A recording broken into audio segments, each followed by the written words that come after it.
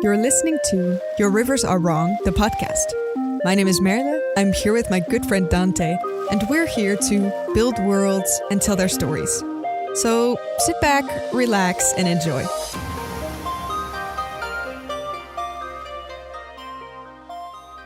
Good morning, or evening, or afternoon, whenever you may be. Welcome back to the Your Rivers Are Wrong podcast. I'm one of your hosts. My name is Dante. And I'm the other host, and my name is Merle.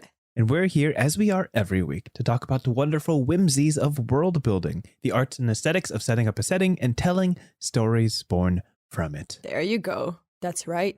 All right, we're back at it again. Yeah. What a time to be alive. It is very busy this season. Do you agree? Is it the same on your end? I agree. Yes. There's a lot going on. We have to talk about it as we did last week. We have to give you your flowers. You have completed your performances. If anybody doesn't know, Merle, could you explain what in the world you've been doing for the past 2 weeks? Yes. For the past 2 weeks, I've been having no less than 8 shows of the musical production Evita, which was awesome and a sort of local kind of amateur / semi-professional project of a musical that was an absolute beast and so wonderful to do with all these wonderful people. And I'm exhausted, but I'm also so happy and in total denial of that it's over. Well, I'm sure it's the first of many to come, right? Yeah. It's like getting your feet back in the water. I got the theater like in my heart again, so I can't not do it now, obviously. So I'm very happy that there's going to be more projects like this soon, that I'm sure I will see many of these people again. And if not, I will force them to. Yeah, it was so great. I'm really sort of landing again now. Oh, that's so good. Which is bittersweet. Did your family come out? Did they get to catch a show? Yeah, they do. Awesome. They did, I should say. Actually, my dad came this weekend, and my mom and a whole bunch of other family people, and my brother and family people. And yeah, they all came to see the previous weekend. So yeah. You know, the family people. And it was actually very funny. Cherry, who you have actually heard on this podcast, my lovely friend Cherry. Yeah, friend of the show, Cherry. Yeah, friend of the show. Also came to see with a friend. And this is a Dutch production, right? So she has no clue what it was about. But it was amazing because the after talk that I had after she saw the show, and she enjoyed it a lot, which was great. But she was like, so what did this part mean? And so what happened in this scene? Because I was very confused why you were all dancing and stuff. And it was the best after talk because suddenly I could hear like all her theories because she just had no clue what she was watching. And it was very lovely and maybe the best after talk I've had after a musical performance. You know, it was pretty original. That's amazing. Yeah. Just for the record, for people who don't know, if you haven't listened to episode 28.5, please go listen do. to it. It's awesome. Yeah. Featuring Cherry the Human. She lives in Holland, but she doesn't speak Dutch. So, no, so she speaks a few words, but that's about it. I can imagine her just sitting there watching a scene and being like, what could be happening here? It was lovely because she had all these like theories and stuff, and it was sometimes a little bit different than what it was. And I was like, oh, is that what you saw? Okay, I guess that works too. Yeah, sure. Because there's this one Dutch word that you would basically... Yeah, in Dutch it's Nazi. Oh, no. But a Nazi in English is a completely different thing. Of course. Nazi in Dutch just means nation, like president of the nation, like that. But then, because this is quite a political story, right? So nation, Nazi, is said a lot. And she was like, so it's very funny. Is Nazi like actually meaning Nazis? Like, was this about Nazis? Or was it just something that I didn't understand? And it was very lovely. Oh my God. So thanks for that, really Cherry. Funny. Lovely after talk there. That's great. Well, I'd send you flowers to celebrate, but they'd be dead in the 3 weeks it takes to get there. I forgive you. I'll take it. Let's see. What else? For people listening to this might be the first one you're listening to in the audio format because I believe by the time this goes up, I will have a video on my YouTube channel of episode 36. Exciting. Which should be very fun. Or 35? 35. I don't actually remember. Whichever one the prompts one is. I think that's 35. Yeah. Yeah, there you go. Yeah, the prompts one. So again, thank you for sending in your prompts for that. Such a fun episode. Please check out whatever you want. We have a catalog of basically 80 different topics. We have so many episodes now. Like, you could spend a day just listening to shit, and it's great. Oh, more than a day. It's at least 30 hours by now. Yeah, for sure. Yeah. And all of this has happened in the past year. So we're closing in on our 1 year start date, which was crazy. midway through December, I believe. Mm-hmm. So very exciting times. The holidays are approaching in America. Definitely Thanksgiving season is in full kickoff. Everybody's planning their events and their dinners and stuff like that. Exciting. So Yes. the number of Friendsgivings we have in the next coming weeks is quite overwhelming. Friendsgiving? Is that how you say it when it's not a Friendsgiving. family thing? That's great. Yeah, Friendsgiving's when your friends meet up and we all bring food and That's stuff. so cute. Like that. So I like it. So booking all your weekends for that. And then, of course, the holiday season of December is swiftly approaching, but that's not our focus today. What is our focus today, Marla? What are we talking about? Should I start? No, I start. I just in general. Okay. What do we talk about on this podcast? What are we talking about? Let me elaborate. I feel like this is a podcast about world building. Did I remember that correctly? Sure is. Storytelling, maybe somewhere in that realm. That too. Probably. That is right. On this podcast, we meet at the transatlantic table to discuss what is our current fancy about world building storytelling and what pieces them both together. Yeah. I bring a topic, Marla brings a topic, and we meet at the end with a prompt that we improvise. I think I'm starting this one off today, right? Yes, let's hear it. Cool. Now, I have to preface, in the delirium that I exist in of this past week where I've been juggling a whole lot of projects. Sure. I have no notes. This is off the cuff, just a topic that I really, really like, and I think I can wing it. So wish me luck. I will. Good luck. Thank you. You can do it. Today, we are talking about time loops. We're talking about time loops. Now, everybody who is familiar with the fictional genre is familiar with time travel. Time travel is when a character ends up in a different time and space, maybe in the future, maybe in the past. A time loop, very specifically, is when one of the characters, probably just one, sometimes two, but usually just one, experiences the same moment of time over and over and over again. Whether that be an hour, a minute, a day, a week, whatever that loop is, they've experienced it multiple times. And I want to talk about what that looks like and what kind of stories result from this sort of, I guess you could call it a setting. It's not really a physical setting as much as it is a situation. Quite literally a period. Yeah. A situation, like a period piece. Quite literally a period of time. Yeah. Fair enough. For the record, I have examples here, but the titular, basically the foundational piece of media that has established time loops as something that arrives in many movies and films and TV shows is Groundhog Day. Groundhog Day is kind of that movie. That said, I haven't watched it.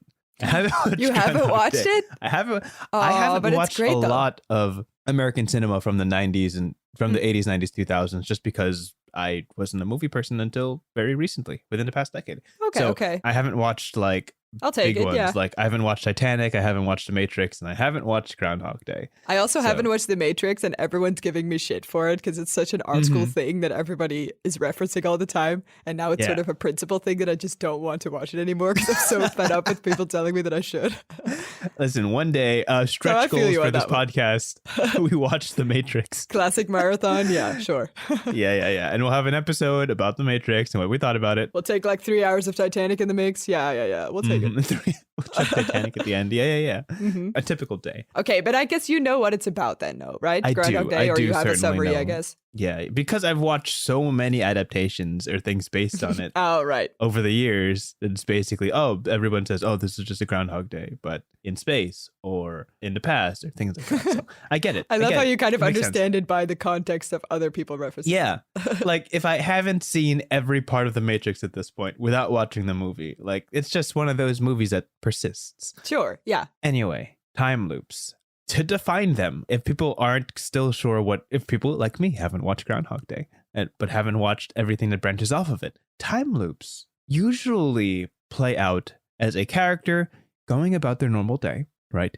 The camera unusually hangs on the mundane events of their life. Mm-hmm. You know, going to the store, meeting a friend, walking down the street, seeing something weird in the sky. You know, typical everyday things that usually don't deserve screen time until they wake up and experience it all again and again and again and again. And then there's 2 phases to this story, right? Actually 3. We can label that first one as the first phase, like learning about the loop. Exposure, yeah. Or like witnessing the loop for the first time. The second one, once the character understands that the loop is happening, they experiment, right? The second phase is experimentation. They start testing the loop, doing things differently, walking in different directions, talking to different people, not paying for their breakfast, driving through Right. red lights. They're doing some wild and crazy stuff. Maybe they die. It's basically that I can be a dick and no one will know. Yeah, Part of like, the storyline. Yeah. it's like, how much can I get away with? And the loop will still continue to return me back, right? They get reckless. They get dangerous. And it's basically anything because we're still in the loop at this point. Yeah, they get mean, right? And then after that's all done, it's the phase of, what is the word here? Understanding? Resignation. Oh, yeah. Resignation to solution. Yeah. Where they realize that this is not an ideal situation. They are trapped, right? In a bad way. And they're getting mentally fatigued, maybe even physically fatigued after everything they do. And they have to figure out what is causing it. And that's basically leading up to the end of the movie. It's some dramatic realization of their personal self and or the situation at hand. The weird thing in the sky was actually something really, really important. And they got to find it and solve the problem. And they finally break out of their loop, a changed person. And the world is none the wiser, right? Yeah. That's a time loop. That's a time loop. That's a good summary. Yeah. And what is so fun about it is that we're not being shown different landscapes. This is not like a starting adventure home city into no man's land, into arrival at destination. We're not chasing stars. You're not like battling grand things. Unless you're talking about Edge of Tomorrow. Edge of Tomorrow is that other Groundhog's Day movie, which I also haven't watched. So I feel like I also haven't. It's placed in like a futuristic setting, I believe. Oh, okay. I may be messing up the title, but I think it's Edge of Tomorrow. But the focus is the main character, and very, very, very much the main character. It really hones in on how they view the world, how they view their situation. Are they dissatisfied? Are they unhappy? Is there unresolved issues that they have to confront to move on and progress in their life? Is there a supernatural power at work? Is there something they have to fix? It's very introspective because the setting doesn't change, right? The new discoveries are only within this small microcosm of a world. Yeah. They can only go so far. They can only talk to so many people. And this feeling of hopelessness really drives them to push themselves, to test the boundaries. But that's what I like about it. That's kind of what I wanted to start off with, I guess. Yeah, I think that's a great point to start off. Also because it reminds me a little bit of one of the first episodes we did, maybe like episode 4 or something, that talked about small confined spaces in stories. Right. And this is exactly why that is so interesting as well in this case, because it can still be like an entire world, right? But there's only so much space you can cover in one day or in however long your time loop goes, right? Usually it's one day-ish, or, you wake up at the same moment in the first day. And because of that, because the setting is the same, nothing changes except for the main character's perspective on things. So the only thing that has memory or has a sort of growth arc going on, I guess is the word to describe it, within this setting and storyline and sort of time that evolves in the art piece, not in the world itself, but in the work, is the character. So only the growth can only come from the character. So it makes so much sense that also the loop can only be broken by a certain amount of growth from the character, right? Or by a certain change of perspective. And I think that's super fascinating because in general, I just love character studies. And this is such a perfect way to do it because it's literally the only way. It's the only thing that's able to change in the whole setup of such a storyline, right? By the way, if you haven't seen the movie, you might also not know that there is a musical of Groundhog Day by Tim Minchin, who is also the amazing guy from Matilda the Musical. And I think it's on YouTube, even though it's probably illegal, but I kind of watched it 4 times. And it's very wonderful. We at the Your Rivers Are Wrong podcast do not support watching illegal media at all, of course, in any form or fashion. We don't. But if you happen to stumble across it, we're not the police. We can't stop you. We can't stop YouTube from happening. So, So hypothetically, if you do come across whatever we're talking about now, use your own discretion. Yeah. We'll leave it at that. I'm such an awful host. Oh my God. Anyway, but it's really good, Dante, and it's really awesome. Okay, I'll take your word for it. Even though I've watched the movie. I movie. definitely won't watch it. Oh, you really should, though. I definitely won't watch it on YouTube if it happens to be there. No, because that would be wrong. That would be wrong. Couldn't be me. Anyway, exactly. Please continue. But what is interesting about the musical version as well is that at some point, And it's a little bit of a spoiler, but it's also important, so I'll just tell it anyway. Sure. At some point in the story, and I think it's a little bit different from the movie as well, the main character, Phil, who's Phil the Weatherman, Phil, kind of, gets kind of so depressed that there's a song that it's called Hope. And there's a line that comes back in the chorus of it that's like, never give up hope, never be defeated. So it feels like a very optimistic song. But in the whole setting, in the whole staging of that song, you see that he keeps trying to end it, to kill himself, because he's so fed up with it. So he's like, there's always another way of trying this because it just will never end. And there's such a weird parallel going on there. It's pretty heavy, right? But it's in terms of like inventiveness in storytelling, it's so cool, right? I love this sort of weird reverse mechanic that's going on now, because then there's so many ways to look at something just happening over and over again. It can either be, I can do anything that I want. It can either be, I'm trapped, this will never end, I can never grow out of this. There's so many angles to it. And I think that is why this is a very cool thing to use, because you keep seeing new things even though nothing changes. And that's the whole point of it.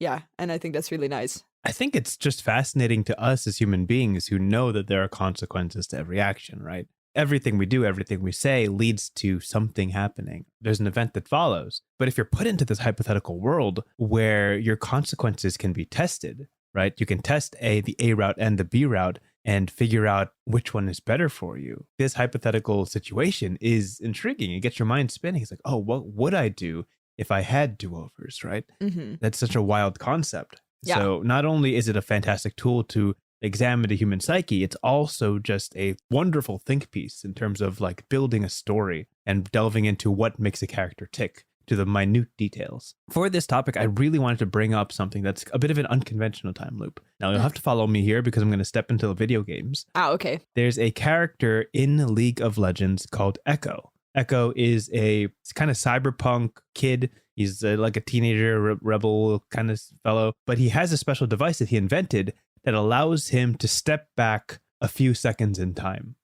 So when he was introduced to the game, he had the cinematic that came out with him, like an animation. He was fighting this really big brute. He gets punched in the face. He rewinds time a few seconds back, and he dodges the punch. And then he keeps fighting. He gets kicks to the side, rolls back. He dodges the punch, dodges the kick, and then lands a hit himself. So he's slowly but surely building up progress in this fight and making all the right moves. But we learn halfway through the cinematic that whenever he reverses, he keeps all of the physical damage.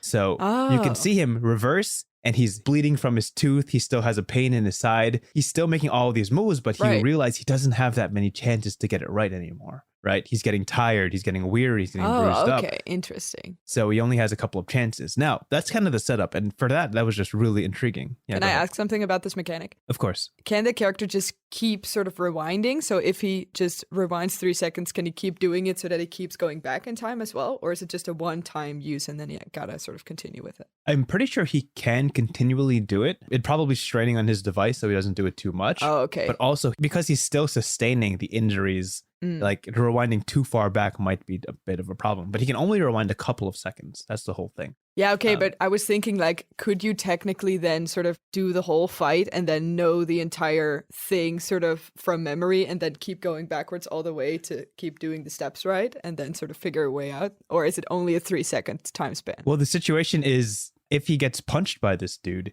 he's down for the count, right? So he will not see what comes next. So he has to rewind there, dodge the punch, and see what happens. Okay. Now, what the story I kind of want to tie into this is that this character, years later, he's still a fan favorite. Years later, he gets these 3 pieces of art that tell a like subliminal story. It's for a different game. It's for a card game, and there's 3 pieces of art, one for him, one for this other character, and one for a card that relates to him. And it tells a 3-part story. The first art is him and his friend are sitting on a balcony. The second art is his friend falling. And the third art is him jumping from place to place to try to catch them. And there's these after images in the picture of him attempting different routes over and over and over again to try to catch his friend from falling. But the final art shows the character falling all the way down. Now, that story happens in 3 pictures. It's not animated. It's not written down. Yeah. But you can infer that once he saw his friend falling from the balcony, he tried rewinding so many times to try to catch them. And by the end of the arc, you realize that no matter how much he tried, he eventually got just no tired. way, He eventually kind got of. weary. There was Yeah. no route to save them. And there's an acceptance of what is to come that he has to embrace that this fall will happen. So in your head, you start thinking, Interesting. what was the final rewind like? What did that look like in his head? Aw. You know, like the resignation Yeah. of the moment. That's really cool. Wow. So this idea of a time loop is like this character growth. It's this moment of like, what can I do? What is the best solution? And what will I eventually resolve the story on? If there's nothing I can do to solve it, what's the best second storyline? Yeah. And that's just another route. That's kind of a tragic version of the time loop where you're not stuck, but you're doing your best to get the best result. Yeah, because the character is still not part of it's part of the timeline, but it's not part of the loop. And that's the thing where you say, like, at some point he gets exhausted because it just can't do it forever. Because even though the world has unlimited rewind potential, I guess, the character doesn't. And I think that's very smart, because then that means that despite you having the power of it, there's still, I guess, a sort of, ironically, a clock ticking on this mechanism. Yeah. Right? And that's really cool. And I think that's also in the sort of Groundhog version of this, Groundhog Day version, that's also a little bit the same thing, because the character keeps remembering everything or keeps understanding. Yeah. The mental fatigue kicks in, right? Yeah. That's really Yeah. nice. That sounds like such a good mechanic as well. Like, it's really super efficient and also so rich in opportunities of storytelling as well. Exactly. Like, he gets so much screen time just because everybody loves him and his concept. And it's just, he deserves it. It's great. Yeah, that's so nice. That's basically all I had to say on time loops, because it's just such a cool concept and it speaks for itself. Can I ask one more question about this? Sure thing. Because there's so many storylines related to this, right? But then we would talk more about time travel versus time loops. What do you think is different about such a specific way of time travel, I guess, such as a time loop, in comparison to big, complicated time travel storylines? I think it's the nuance of how the character handles the situation. Very much in time travel, it's you only have one chance, make it count, right? So you make these daring plays, you do these things that could potentially change the direction of the universe and everybody existing within it. In a time loop, they have the nuance of control of every single situation. And there's an immaculate control over what's going on that really hones in on the character itself rather than the consequences of the greater world as a whole. I think it's kind of like an introspective story versus the opposite of the ultra extrospective. Ultraspective? Is that a word? Ooh. Ultraspective? Sure. It could be. Yeah. Yeah. Now it is. It's very much the scope of what's changing is the world versus the person. I think that's the difference of the storytelling. But yeah. Yeah, that makes a lot of sense. Yeah. Maybe that's also why I like it a lot, because I just love character studies. Of course. Introspective storylines. Oh, they're great. It's the ultimate fantasy character study, I gotta say. It's true. Anyway, that's my topic. I love it. Off the cuff. So great. Throw it into the wind. Perfectly done. All right, let's jump over to your topic. What you got for us today? Okay. It has been spoiled already a little bit, but then I forgot about it last week because I was for real? pretty crazy and busy. Yeah. You'll know when I say it. But we have never talked about this, and we should, because it's a really good topic and one of my favorites. I want to talk about witches with you today. Let's talk about witches. And I should have in the Halloween episode, and I didn't. And then I should have in the next episode, and I didn't. So now's the time. Now's the time. Oh, let's talk. It's got to be today. Are you ready, Dante? Okay. You sound very ready. Yeah, I'm very ready. I've been ready. Okay. I want to start off by one thing that I just always am reminded of because it's such a good video. It's the video of Dale Kingsmill, who's an awesome D&D related, I guess, YouTuber that talks a lot about conceptual stuff within the D&D or fantasy, I guess, realm of game mechanics, but also storytelling. And she has one video, I think it's called How to Make Witches Scary. And that's really what it is about. And it's great because she touches on so many things that I never considered to be part of the conversation around witchcraft or witches.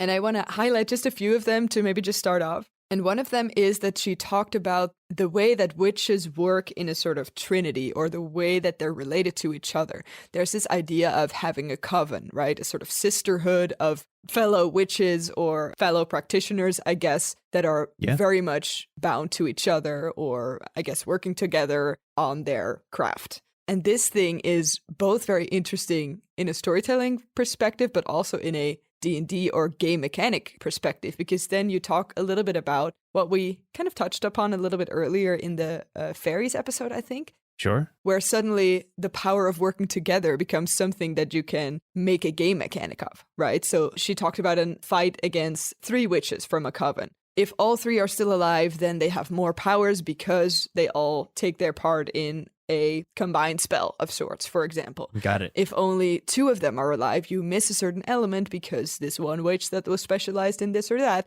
has left the fight, I guess. If there's only 1 remaining, it keeps changing the mechanic because the way that they can work together changes depending on how injured they are or how far away they are from each other. There's all these options here. So that's one thing that I think is very interesting already about witches. Uh-huh. And in general, maybe to zoom out a little bit before I go like super nerdy about this video, because it's so great. I think that the idea of sort of having a trinity or a sort of group of witches also links to the idea of the maiden and the mother and the hag or something, right? This sort of age. Very often I feel like age is also a relevant thing, or, something like a hag or a crone is very often an old sort of grotesque or scary kind of woman. There's all this sort of tropes involved in it, right? Yeah, so I guess I just want to start there because there's just so much to touch upon, honestly. I wrote so much down for this topic. Okay, I am no expert on witches, so were you mentioning the maiden, the mother, and the hag? I have no idea what that is. I honestly have never heard that before. Could you enlighten me on what that means? Is that like a definition of like the ages, I guess, of the witches or something else? I'm not 100% sure myself, but how I understand it, also in a sort of art history background, I feel like very often feminine characters this is very much, I think, a concept when you talk about powerful femme characters, I guess. Sure. And then there's this idea of damsel in distress, young, innocent maiden, not wedded yet, or a sort of childlike trope is the first part of that. Then the second very obvious sort of feminine character is a mother, because at some point you start to be the caregiver, you have children now, which is your purpose, and all this stuff. And then the third form of that, and that's the thing that's most interesting in regards to witches, I think, is the old grandmother, the sort of fairy tale, crooked old lady, and very often, because it becomes this trope of being an old woman has passed the prime of their life, etc., etc. This is linked to witches because it's more of a scary thing or less of a thing about beauty or about, all that stuff. So this is a very classic and, of course, obviously very outdated way of looking at things. But very often you can give a character a certain, either one of these as their main, I guess, trope identity. Or the way, identity. And that's a little bit how that relationship feels. And very often a hag, I think, is very much this grandmother fairy tale kind of classic trope. Yeah, so that's a little bit how that concept works, I think. Cool. And depending on how you do it in your story, of course, this doesn't have to be only that. And I think it's just very interesting in general to talk about what that even means. Like, why do we only portray feminine characters that are powerful? Why is that instantly a scary thing, right? Or why is it not just, a powerful wizard and that also just lives their life? Why does it have to be this sort of ominous, crooked kind of, right? Yeah, I think witch definitely has that negative connotation pumped into it, as in it's kind of grouped in with all the other creepy things like vampires and werewolves, Yeah, like exactly. a witch already has that negative connotation. Yeah. I'll just kind of put on the table all I know, which is not much. Sure, go for it. Witches are commonly attributed to obviously spooky seasons, Halloween. They wear black, they ride brooms, they have warts and green skin, they get crushed by houses, they have cauldrons.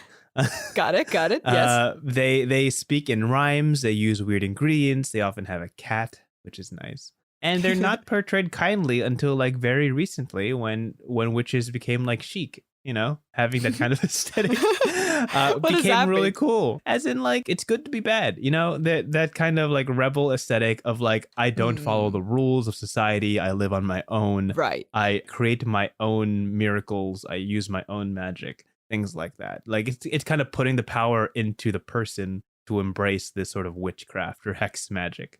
And obviously people don't like it. They throw their golden knights towards the witch and she just kind of turns them into frogs, right? Which is neat, which is awesome. More power to them. So that's what I know about witches, and that's about it. So I'll throw it to the expert over here. Know way more than I do, more than definitely. So I feel like it's nice just as a sort of starter point also to know, I looked this up, credits to Wikipedia. We love Wikipedia here. Of course, obviously. But the first instance of this sort of classic version of a witch, the old hag, was actually not the way that we see it now, but it was a sort of nightmare spirit. The old hag was literally their name. And people would believe that they would be the cause of something that we now would call sleep paralysis. But then in old times was probably super scary and it was a witch. Hard to understand. Yeah, so it must have been a witch. Yeah, so it's interesting how this, even in the sort of classic version, is already sort of nightmarish and devious and causes you to be terrified in the middle of your sleep, you know? Which I think is interesting because then it also links to the idea that I love, which is you're not always sure if it's just a powerful woman knowing their craft well or if it's actually a supernatural thing, right? Sometimes it's just, very often kind of switches between, well, it's either just, you know, a cute little woman that knows her herbs, you know, that knows her medicine versus, you know, this is an evil goddess that made a deal with the devil and whatever, and anything in between. And on the complete one side of that, there's this total classic idea of witches that are evil and should be burned at stakes, and the thing that we don't understand in indeed what you were saying, like outside of societal norms or hurting the community they're part of, blah blah blah. And on the other side, it's, well, maybe it's just a little doctor woman that just wants to live her life, and then all these people think they're evil, and that sucks. It's a wee woman, living on her own. But I kind of like this idea of control being in control, I guess is a better way of saying it, because that also links to this idea of being outside of societal norms a little bit. Because usually the classic idea of this is, right, they live in the woods and they have their own cabin and no one really bothers them except when they need a love potion or something. And that's kind of cool until it starts to be bothersome for whoever thinks she's evil, and then suddenly she has to deal with it. Yeah. But in the sort of slice of life, ideal, naive version of this, I think it's wonderful that there's just a nice little lady that you can go for when you knee hurts. You know what I mean? Why does every woman who lives alone in the woods have to be a witch? Why can't they just be like a really good gardener? Yeah. Who couldn't afford the property taxes of the city, you know? I mean, yeah, exactly. There's plenty of great reasons to live independently. This is not always a witchcraft. But yes. And I think this also brings up the conversation in general. Like, when do we call something healing, or when is magic considered healing magic, and when is it considered, I guess, witchcraft, or whatever you want to call it? When is it taboo, you know? Yeah. Like, isn't a love potion healing? Like, why is a potion called like that? Is it like, when does something become evil? When you, like, I don't know. I feel like in storylines, there's plenty of examples that I obviously can't think of now, but plenty of examples where people would go to something that's considered a witch and then come back with something that heals their partner or something, or fixes the leaking roof or something. I don't know. You know what I mean? So they have all these skills and they're helping people. And then why is it still considered a sort of evil thing? There's a very thin line there, and I'm not sure why it happened that way. I think it's two things. It's the source, so where the magic comes from. Like, what did they sign away for their magic, so to speak? You know, like a very warlock kind of like, oh, you made a deal with Mephisto to make these potions, therefore it's evil. And the other depiction is that it's just out of their control, right? Whatever the local government is, whoever's in power, the barons or whatever, they can't do magic. So if they can't have it, it's evil, you know? Yeah. It's evil. It's got to be, because we can't do it. And if we're good people, then, you know, it's got to be an evil thing, you know? So therefore we should burn it. Yeah. So, yeah. I mean, it makes a lot of sense that the powers of the unknown are scary. Right. If you don't understand it, if science can't explain it, then it's spooky. It's ominous. And whether it fixes your roof or fixes your heart, you know, it's still quote unquote evil. That's kind of cute. Yeah. Yeah. But yeah. Do you have any like favorite witches? Is there like a hierarchy of your favorites? Ooh, that's a tricky one though. I mean, I feel like I can't not say Little Witch Academia because it's just so cute. Oh, that's so great. They're so great. And also, I realized that there's going to be a game from the people that made, God, what's it called? Stardew Valley. That's basically going to be like Harry Potter, but for witches and sim, and you can make potions and chill at the Seaside Cafe, and all the you're gonna disappear for months. So cute, and I'm not ready for the release, but I'm also so ready for the release, and I probably won't sleep for a week. Oh gosh, you're like, how do we make a specifically to Marilla's demographic? Basically this, yes. And it's very nice. I feel like this is also something that was on my list. One of my favorite recent, I guess, love for a certain type of witches is the urban witch, the sort of modern kind of teenage, just living in a crappy apartment and just doing whatever they can make do to do their witchcraft type of witchcraft. And it's so fun. Like there's a Pinterest hole you can sort of get lost in this specific. Link me to that. You know I'm all about that Pinterest. Just falling down weird. I'll send you all of the urban witchcraft. Yes. Urban witchcraft. Because when you say urban witchcraft, I'm imagining like a 20-something-year-old witch who's like selling potions to pay their taxes or like make rent. Exactly. You know? Yeah. And they've got like, yeah, I can do something for your warts. Sure. Here. I just need like a couple of bucks to do it. Exactly. There's like a bunch of herbs in their windowsill and it doesn't really work because they don't have money for a garden. But then, they kind of make do. They don't have the room for a garden. Yeah. Oh but then if they, or if they want to gauge spells, but they're maybe super expensive or it's not really, I guess maybe they're the only witch in town, whatever. They just, find kind of obscure shit on the internet and kind of make work with like patchwork versions of spells and stuff. And, or people that are like doing emoji spells. This is like the absolute Tumblr version of witchcraft, spells. Right? Do you understand what I mean? And why I'm so excited about this? If you can find any books with that aesthetic and or just some random like readings online, like web comics or I don't know, whatever, send it my way because I love urban magic is truly my pocket in terms of fiction. I love everything about that aesthetic of just like making do with ancient magic in a modern world. That's me. That's right there. Love that. Give me all of that. Yeah, there's one that I immediately thought of that I had to look up for a second. But It's a graphic novel that I bought in Cambridge as a souvenir for myself. But it's also so much better than I expected because it looks gorgeous. And also it's about this whole thing. It's just, I guess, two witches that are figuring out why the town gets fallen apart. And they're kind of bonding in the experience. That's very awesome. And it's called, cool. I guess, Mamo, M-A-M-O, or Mamo, by Sass Millage. And it's very cute and very much about family and about just hanging out. And it's so nice. And I love I'm a sucker for slice of life, but when it's slice of life and witches, what more do you want? It's so good. Sign us up. It's so good. And I feel like there's so much, maybe let's get out of the fangirl part of this podcast.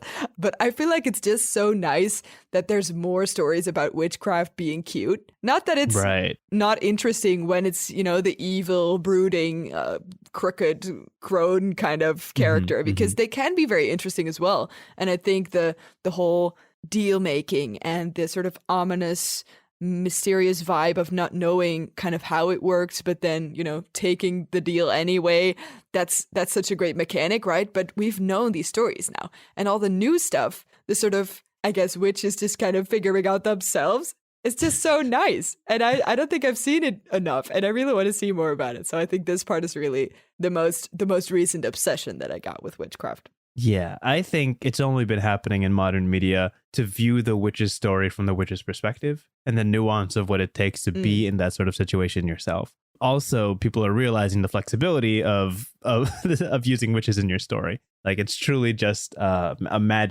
medium of using magic or tapping into magic and all the complications and or fantastic possibilities in that kind of tunnel or topic or trope. Yeah, for sure. Fully supportive of all sort of witchcraft stories from this podcast. If you know any really good ones, send it our way. Please and do. We'll almost definitely read it. Our email is yourriversarewrong@gmail.com. Name of this podcast @gmail.com. Dante, I want to ask you one last question regarding witches. Go ahead. Sure. Since you have more D&D steep knowledge than I have, I play D&D. I can do a little DMing, but I feel like you know more of the shit than I do. Can you tell me, does I guess they're called hags, right, in D&D, the sort of most witch-related character. Do they have specific mechanics or things that kind of link to this conceptual version of a witch? Or how does it work in the K-mechanic way? Well, they do have the coven mechanic, where if there's 3 hags working together, there are things that they can do as a group that is more powerful than alone. They're not necessarily witches, because you kind of get the witch aesthetic from warlocks. They're more or less the same thematic approach. And hags very specifically are fey creatures that make deals and kind of threaten you more on a personality standpoint rather than just straight up killing you like most monsters do. I haven't personally run any hags myself. They're called hags. They're not called witches in this setting. But they're basically witches, yeah. They're basically witches. They have a coven, they do spells, and they're stronger together. But yeah, I don't think witches are truly as tapped into as they could be in D&D, mostly because you can more or less play as them, as wizards or warlocks. Right. But the hags would be the best representation of the traditional depiction of hag-like witches, so to speak. Yeah. Awesome. That's all I got on that. Yeah. I think in that case, you would really find the Dale Kingsmill video super interesting because I found it a lot. Oh, I'm sure. Yeah. If anybody's looking out for that, look for youtube.com/Monarch Factory, Monarch's Factory, I believe, which is a pun on her name. So awesome. Cool. So to wrap up this podcast, we have a quick prompt. Marla has not heard this prompt before, but she will be improvising what it looks like. And you know what? Let's do it. In tandem with my notes that don't exist. This prompt also didn't exist until this episode happened. So here we go. Spitball. I'll give it to you straight. Here you go. You'll use both of our topics. Bring it on. Give me a quick story of our favorite protagonist breaking out of a witch's den. And every time she fails, every time she dies, she goes back to the start and gets to try again. Ooh. Okay. There's a couple stories there's a couple routes you can do with this. So okay. There's wheels turning. So they're probably trapped is the obvious first thing. So this is an escape because they shouldn't. Like it's probably meant to be that they'll never get out of this. Right. But then why does the rewind exist? Because you would say if they fail, okay, so the main character is obviously needed for something. They can't die, they can't escape. So the time loop is there to just be able to have this character alive at all times in the den. Sure. Unless you break the time loop, unless you find a way to deal with the fact that once you fail or once you, Or it could just be a greater powers at work. Like you can't die on my watch, but I can't help you escape. Yeah, like what if the witch is just in the room and it's like, well, you could try, I guess, but if it doesn't work, I'll just bamf you right back in. Yeah, that could work. What if this is a training montage? What does the succeeding look like, right? What do you need for the succeed here? Because if they fail but are still alive, or if they succeed but die, then they also get back, I guess. Yeah, sure. Is the success the escape? Is that what she's going for, or is that something else? I feel like that's the only. Yeah. Perhaps this is a story of now figuring out how to escape this, or what the escape actually looks like in comparison to what she thinks it is. I guess I'm saying she's a female main character now. Okay. So I feel like she's trapped in this. This is a witch's den. So this is like this is a pretty small space. This is either like, I feel like this is a sort of, how do you say that? Like a sort of, God, what's the word? I'm thinking like a big tree with like what are those cool like root systems in the bottom and then like a cage. Chamber underneath it. Yeah. So she's probably trapped in that space. This is like one large foresty kind of open area with a cave or a sort of hole in the ground that forms a little chamber. She can see the whole place, I would say. Sure. However, I guess there's one opening or, the entrance from where the witch, that's confusing, where the witch enters and leaves the room. She tries that one first. There's a sort of magic door spell on it that makes her unable to escape, and she fails. It rewinds. At some point, she's like, okay, this is obviously not a location thing, because if I leave this space, there's a magic bubble, whatever spell around that just makes me return, and it doesn't work. So I either turn off that spell in a way, right, or I have to find another way to do this, I guess. So now this is a convincing or appealing to the witch scenario in order to escape. Maybe she's the main ingredient, or maybe she, I don't know, has the perfect color hair for a specific spell. I don't know. How maybe it is. not, Yeah, because then course. You can be dead and also still have the hair. But like she has something that she needs to be alive for, and that she needs to be in the witch's possession for this to work. So it's either, I don't think you need me as much as you think you need me, or I'm actually not the one you're looking for, or I'm actually not perfect for the spell's ingredient, even though you thought I was. So it's a discussion now. It's a sort of convincing thing that has to Sure. happen here. Yeah. I feel like the witch probably needs either her presence or her consent, maybe, or her audience for a certain type of spell to work. But perhaps what she can bring. God, this is getting pretty complicated. As time loops do. Yeah, obviously, yeah. So I feel like the witch installs the time loop. So in order to escape the time loop, you need to convince the witch or maybe kill the witch, but then you're not sure if the loop is still on. So it's probably a thing of appeal now, which is, often the case in witch stories. So that makes a lot of sense. Sure. I feel like at first she might try to convince her that she's actually not the person that is necessary for this. Perhaps the witch is looking for a person a specific age, or a person with a specific type of appearance, or I don't know, something like that. And our main character is trying to convince her that she's actually older or younger than that. So it wouldn't work with me as the main ingredient or as the main Interesting thing.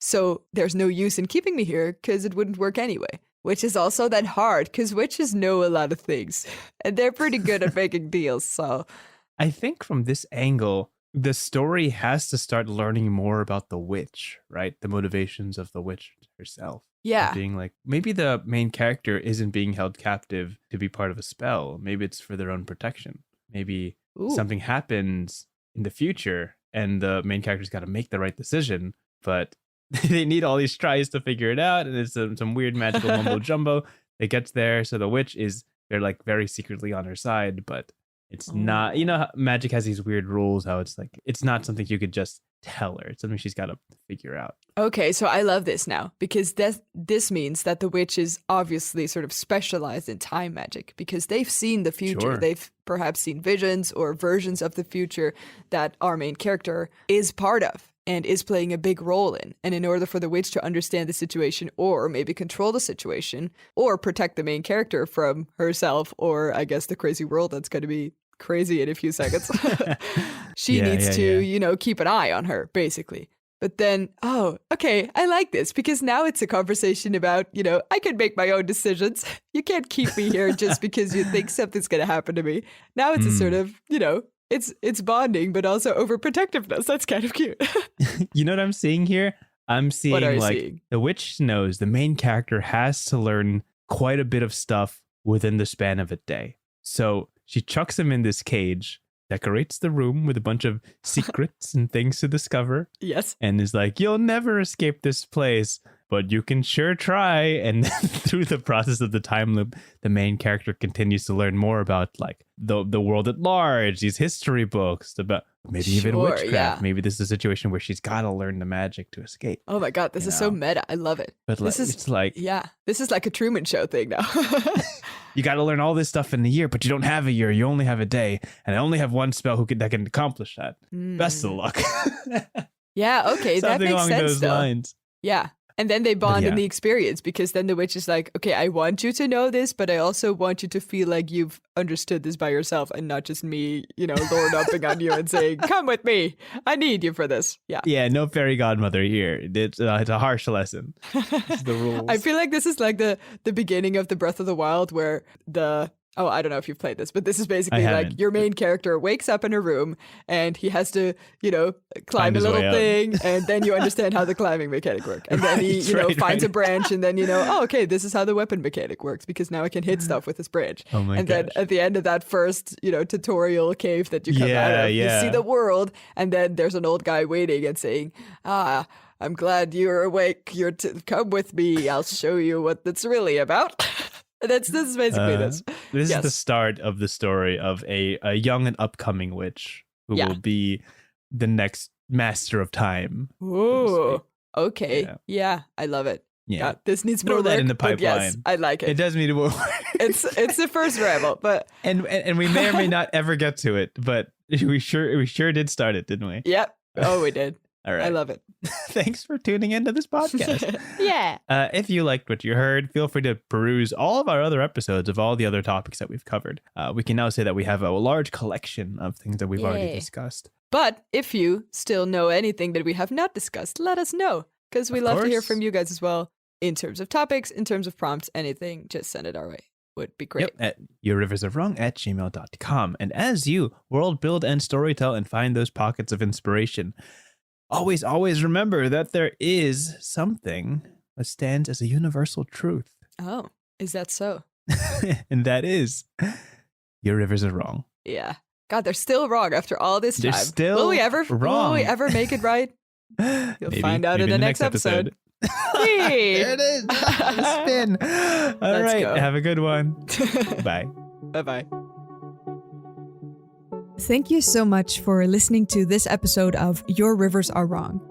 If you have any questions, comments, or ideas for future episodes that you'd like to hear us cover, feel free to contact us at yourriversarewrong@gmail.com. Our intro and outro music is written by Maarten Schellekens. Thanks for that. And again, thank you so much for listening. We hope to see you at the next one.